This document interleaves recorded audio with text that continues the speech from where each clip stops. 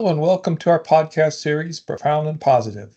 In this series, we share the many ways that our technologies and approaches are making profound and positive impacts on scientific discovery and biomedical applications. My name is Dr. Jay Hoying, Chief Scientist, and I'm your host for today's episode. So, Sarah, welcome to the Profound and Positive podcast. Thank you for joining us. Maybe you can give us a little bit of background, what you're doing up there at the University Health Network, and we'll get started. Sure. Thank you for inviting me. So here in my lab, we study cardiovascular diseases and diabetes, but from a point of view of regenerative medicine. And so we also try to develop human relevant in vitro models of disease for us to try to get to some of the mechanisms that are more human relevant in like an in vitro setting. Excellent, excellent. So, obviously, we're talking about tissue models and even more so human relevant tissue models, trying to capture as much as that in vivo biology as we can. Vascularizing those systems, even if it's a model, but also therapeutics, uh, continues to be a real challenge. Despite a variety of strategies to get a vasculature in there, capture some of that microvascular biology. So I'd love to hear your perspective on this. Yeah, so um, it's been hard, right? It's a real struggle if we want to transplant cells to, make new tissue for whatever disease we're talking about, right? We need these Yeah. cells to survive, and then creating a vasculature is essential for that. Um, so I think there's been so much work that has focused on the angiogenic part of vessel formation, right? The initial growth of vessels and etc. But it's been, I guess, because it's been harder to study, this second part, I think we can call it that, which is how these immature vessels progress into a more mature state in a context that's not embryo development, right? Yeah. In the embryo, everything is really patterned, happens about at the same time. You have those levels of, angiogenic growth factors and etc. Coming in and out of scene, right? But if you think about a disease model, as well as comorbid conditions that we see in the clinic that drive, tissue dysfunction and also make it hard for it to recover, right? Yeah. To regenerate. Studying vascularization and then this maturation of the vessels formed from that perspective, I think it's been a lot more limited. Um, I'm not sure why. Maybe we don't have the right models or we haven't paid attention to that, or, I think there's a combination of factors there. Um, but I think that has affected our ability to really form good, stable, long term vessels in vivo to support our grafts. Yeah, I think that's a great point. From our perspective, like you say, it's a two-phase dynamic, right? There's how do you form the new vessels, and then how do you get those new vessels to stick around enough to form a network? And they're not, at least I think they're probably two separate biologies, two different dynamics, et cetera.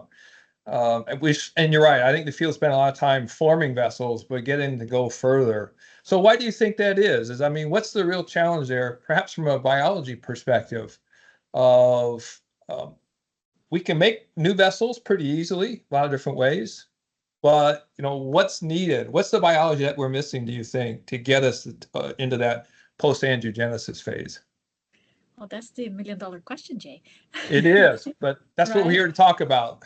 So I think it's the complexity because we don't understand what are the important cell types and Yeah. at which stage doing what, right? I think this is not just an endothelial issue or a small muscle cell issue.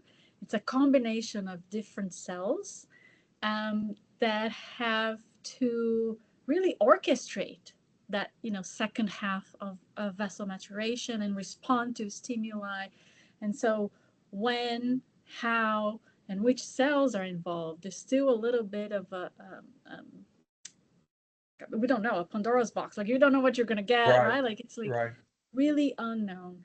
And we as scientists have a very on and off approach, right? We'll put this and then turn it off, and then put this and then turn it. Oh, this didn't work, so it's not it. Well, maybe it's not just that; it's that and, right? Yeah. But this is very hard to get to. Like we're trying to address some of these questions, and even now with single cell transcriptomics technologies, where you can really go in there and see each different cells at different time points, it's not trivial, right? Yeah.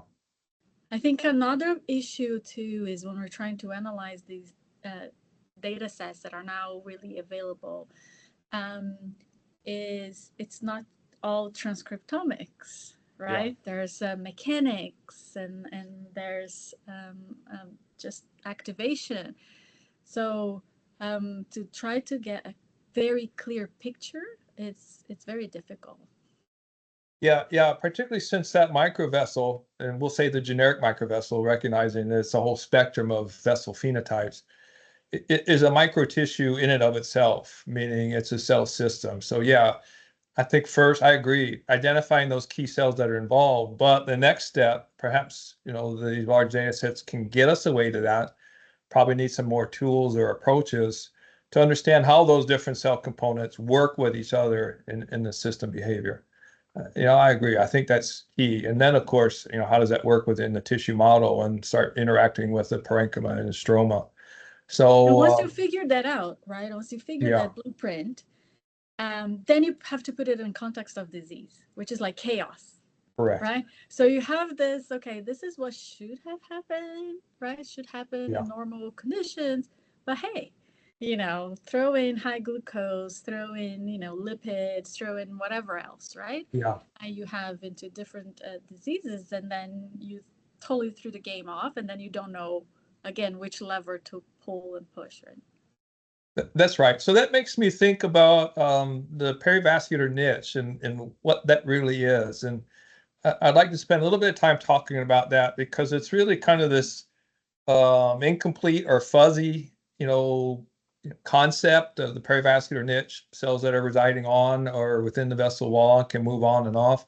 So again, I'd love to hear your thoughts on what the importance of the perivascular niche, perhaps what it is, or even if we don't have to define it, what's its role in the tissue biology? So I think that's a very interesting question and very broad. But Yes. so, just defining what the perivascular niche is, it's very, I think it's a very big question in itself, right? Because if you look at different tissues, you're going to have different cells that are going to be relevant, right? And Yeah, here that's we're right. not even talking about imparting tissue specific characteristics. I'm just talking about, the tissue's functioning different, they need different support, right? And Just they're going homeostasis for that tissue. Yeah, exactly, right? yeah.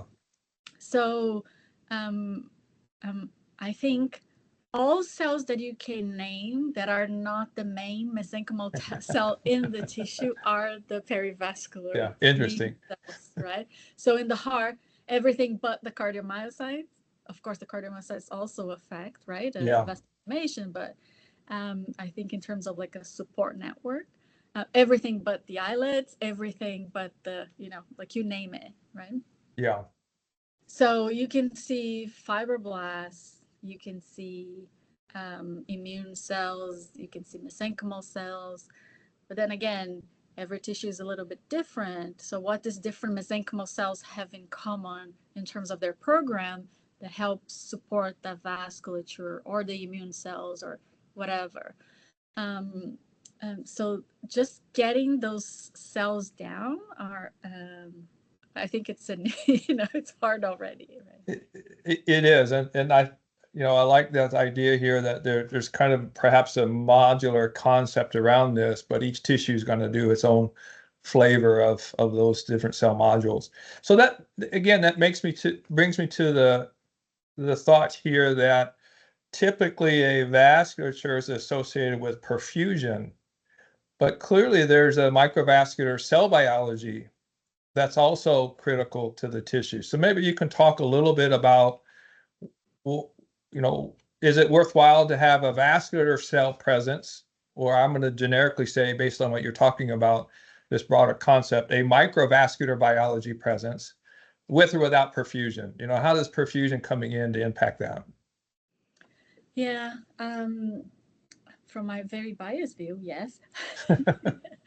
But there's more and more we're finding out about the endocrine factors, right? That this endothelial cells, and I'm sure the other cells secrete Yeah, to really talk to those, tissue cells, and understand the needs of the tissue, and this communication going back and forth. It's really important. So I would say from that perspective, just having those cells there it's an important point. I have to say though that trying to replicate that in vitro is very complicated yeah, because of the needs of the different cell types in culture, yeah, right? So a lot of differentiated cells from stem cells, which people are using more and more, and they're really exciting because this kind of like unlimited source of cells that we could differentiate into whatever we want and use, they tend to be differentiated in what I call maple syrup. yeah, It's really 25 millimole glucose, right? yeah, And that is fine. What if you're only using those cell types, right? But we know the vasculature is extremely sensitive to high glucose levels, yeah, right? In culture in particular, right? So if you want more mature, better vessels that really, recapitulate what we see in vivo, that's never gonna work, right? So that challenge alone is a big one. And then if you just throw the cells in vivo, you know, the manual is missing, right? Which right, cell is doing what? Who is guiding, right? Like we don't know. It, we might need a little, I guess, precursor yeah, instruction, right? Right, like okay, this will start with this, and then let it roll. Um, but at least in our lab, we haven't been able to quite put our finger on what that is, right? What is it yeah, that we need to do?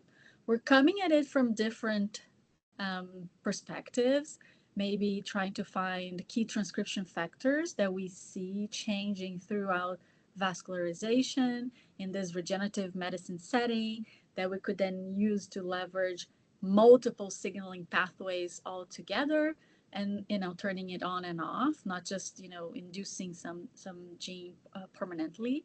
right, um, but um, we're still, we're starting, right? There's still a yes, long ways to go. I think that has really promise, like a lot of promise to using this type of strategy. um, but it's not going to be a smooth ride, right? Like it's very that's complex. right. Yeah. And I think it's a great point. I mean, we have a better understanding. I was about to say a good understanding, perhaps that's debatable, but a better understanding about the developmental biology rules. But building these tissue models isn't really recapitulating developmental biology, particularly since even with stem cell differentiation, even though we step them through those phases, it's done outside of a context, an tissue context that helps to guide that. So it almost as if we have to come up, as you say, I mean, I love what you're saying, is kind of a non-developmental biology set of tissue biology rules that are important. And then maybe we can merge those two together, take a little bit from the development biology, but also start to put in there. And again, it speaks to me really getting a handle around complexity. Yeah, so clearly we cannot ignore the development of biology, right? The That's right. rules that the cells follow during development are similar, right? They follow the same pattern, I guess. Yes. But where it changes is that patterning, right? That Yeah. very The context. specific way. Exactly, it's the context, right? Yeah. And then I'm sure they're going to respond to VEGF by growing more vessels, right? Fine, we all know that the receptor, blah blah blah, tip stalk. Okay, great. But if you throw another layer of complexity on top of that, right? All the different cell types, high level of ischemia, a very large tissue to support early on, right? During transplantation, which, in the embryo develops slowly, right? Um, so all those adaptations, right? Yeah. They need to happen on top of that developmental, I guess, blueprint. Yeah. Yeah. I think you're right. Yeah. Very cool stuff. Do you think that we need to know all the rules before we're able to, apply and build some tissues here? I'm getting to the idea here. You mentioned regenerative medicine, emphasizing the regenerative part. Is it possible to put enough of the components together and constrain enough of the rules that the system will play out, or you think we need to have more control than that? I sure hope we can, because I don't think in my lifetime I'm going to see all the rules. There you go. You know, That would be but great. I think there might be a way, unless it's a very random process, which I doubt, right? Right. So I think there must be a number of minimum parameters, we'll put it like that, I either think that's cell fair. types Yeah. or numbers or principles that have to be there. And then at some point, hopefully, when, I don't know, blood perfusion comes in, or all these other cues that the cells then are able to respond on their own, that will trigger this cascade where the different cell Yeah. types will come to action, I guess. Yeah. So uh, obviously, we can't wait till we figure out all the rules to do things. So, how have you guys there in your labs and in your collaborations? How have you been addressing this broader question? How have you been vascularizing your tissues? So different ways. So we start really with the microvessel fragments, right? Yeah. That's kind of like a little bread and butter, because it works. It works. It works repeatedly. It works in different contexts. It works if you get microvessels from the brain or from the fat, right? So there's this built-in program that they're able to follow, right? Yeah. So clearly, there's different things, whether it's the components, the numbers, the ratios, the shape, right? The maturity of the vessels, all of Right. that is important, right? So we're coming at it from that perspective, and trying to recreate some of these aspects, either alone or in combination, with dissociated cells or mature cells, that we can then see whether it gives us better vessels or not. You're right. But we're also coming from it from like a more engineering perspective of trying to like build these vessels in vitro, the Yeah. microvessels in vitro, isolate them, and then try to integrate them, and creating them from human stem cell derived cells, Yeah. isolating them and integrating them either in transplanted tissues or in 3D bioprinted tissues, to see if that will then kind of like goose the vessel formation up, right? Like really. Right. Right. Yeah, so these microvessel fragments, they're more than just endothelial cells and mural cells, right? It's that intact vessel segment. Um, Obviously that's near and dear to our heart here at Advanced Solutions. Um, but hopefully, as you do your work with the vessels, you start to have the success that you're looking for, and develop protocols. I think you make a great point. Um, Engineering them allows you to build specifically what you want, where these vessel fragments are from primary donors. And there's going to be unique situations where you use one over the other or both, depending on what the application is. So, Yeah, I find I really like the idea of the microvessels, the native vessels, and yeah, etc. My only concern is the more I start working with the human ones, is yeah, the variability, right? that's right. Because it's just inherent variability from working with humans, but also again, the comorbidities that may affect the vessels and etc. Right? So That's right. if you could eliminate that and have this homogeneous product that functions like the vessels, but can serve, because if you're thinking about this, we're doubling our the complication here, right? Like you have the background and the comorbid conditions from the donor as well as, the host, if you're using mismatched, right? That's right. That's right. But it's an interesting point, and obviously with primary isolates, not just the vessel fragments, but hepatocytes, islet cells, Yeah. this is all that kind of thing.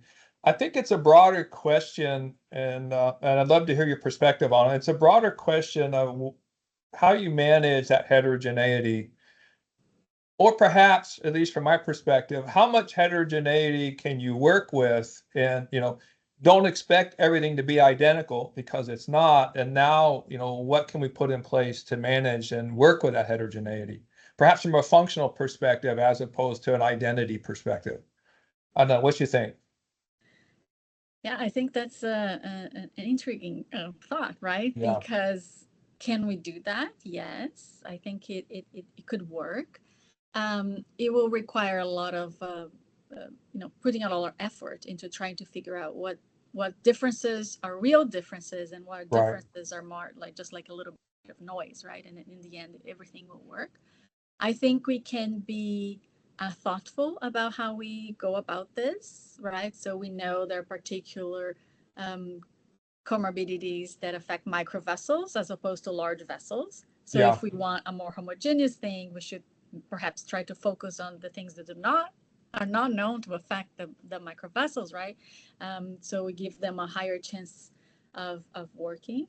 I think there's a lot of screening we could do, knowing the different backgrounds, right? And then looking to see whether that changes composition or, cells, cell ratios within that like a vascular ecosystem, right? Yeah. And then how that in the end will affect the implants in vivo.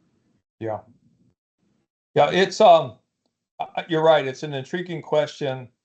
Certainly not unique to the vessels, but relative to primaries, even to the point where you might talk about, and we're getting a little off topic here, but say bone marrow transplants, wherever you're collecting a cell system to use. Typically, those are used clinically and are autologous, but not always.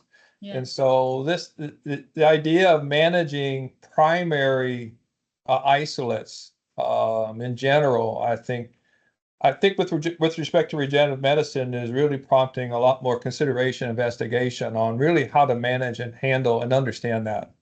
Yeah, and I also think that there's certain models that, there's forcing numbers, right? Okay, maybe we just put more, Right. right? And that works, right? I don't know if that would be the case for vessels. It may be, That's right? right. And it may not be, depending on what is missing. So if it's missing is the cell type, right? Then you can put as much as you want. It doesn't matter, right? But Correct. if they just are a little less angiogenic or a little less, vascularizing, their potential is a little, then it might, right? So that's why we kind of need to drill down and study these things to be able to That's right. figure out where should we do what. Yeah.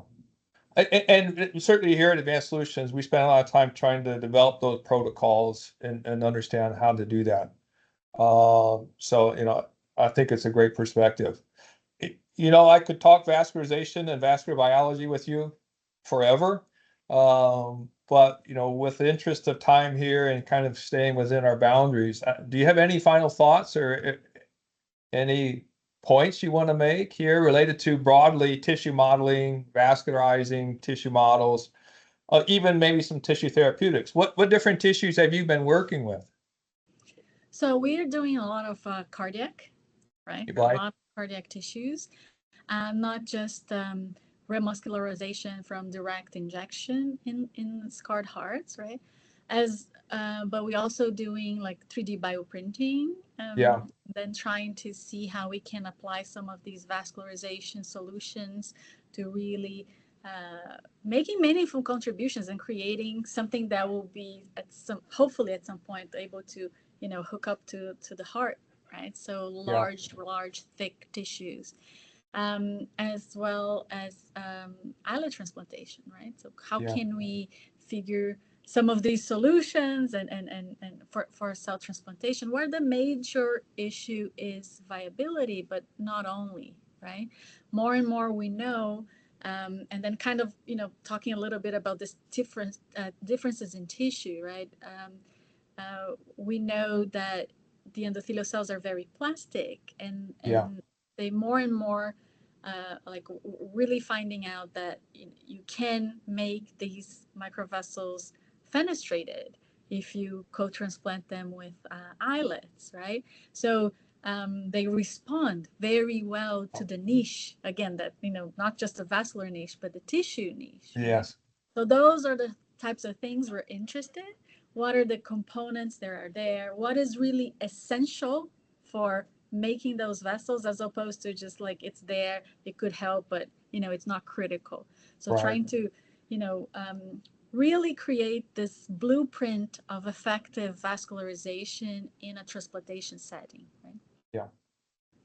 Outstanding. Well, I'm excited to see what you guys are doing. I love what you're doing. I'm excited to see what's going to come out of that. And I'm always checking the literature to see what Sarah's group has done next. So thank you for your time. Really enjoyed the conversation, and continue good luck. Thanks.